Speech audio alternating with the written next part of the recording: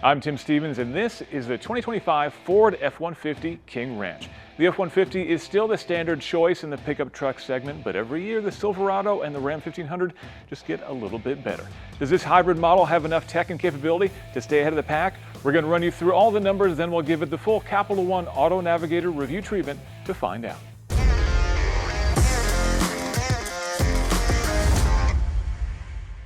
Under the hood, we have a 3.5-liter twin turbocharged V6 combined with the electronic hybrid system that gives you 430 horsepower and 570 pound-feet of torque. It'll do 22 mpg in the city, 24 on the highway, and 23 mpg combined. Combine that with a 30-gallon fuel tank, and you've got 690 miles of maximum range. On all four corners, we have 22-inch wheels and tires.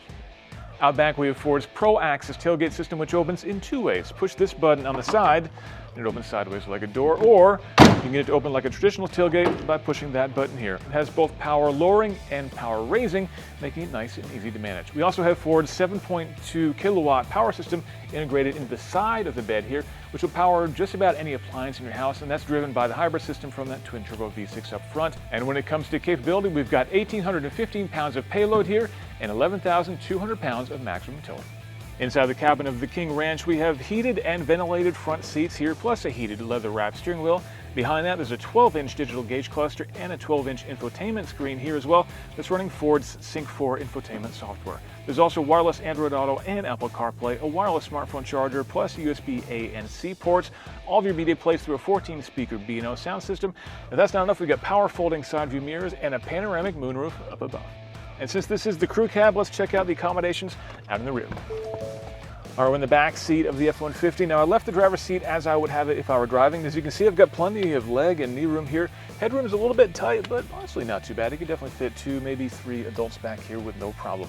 And the outboard seats are heated back here, so let's stay comfortable in any condition. Plus, you've got a 12-volt power outlet, plus a 3-prong 120 and dual USB-C ports as well, making sure that any device will stay fully juiced for the duration of your trip.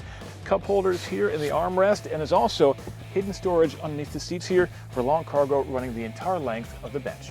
All right, that's all the details on the F-150. Let's hit the road and see how it drives.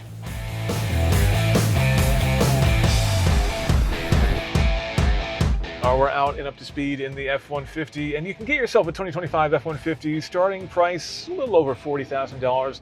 This one, though, as configured, the King Ranch, the hybrid system, about $80,000, and that is a lot of money for a truck. And I got to be honest with you, it doesn't really feel like an $80,000 truck in here. Yes, there are some nice details, the little King Ranch logos that are embroidered here, and some other nice finish details are good, but there are certainly plenty of places in here where this feels like a much cheaper truck. The plastics all around are pretty harsh. There's a lot of rough edges, and just in general, this doesn't consistently feel like a truck that costs $80,000.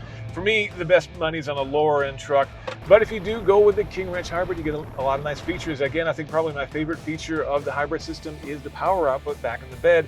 If you live somewhere with a lot of power outages, the ability to basically run your truck as a generator, to keep your house on, to keep your refrigerator going, to keep your furnace going, that's a really nice feature. That's something that not every truck offers.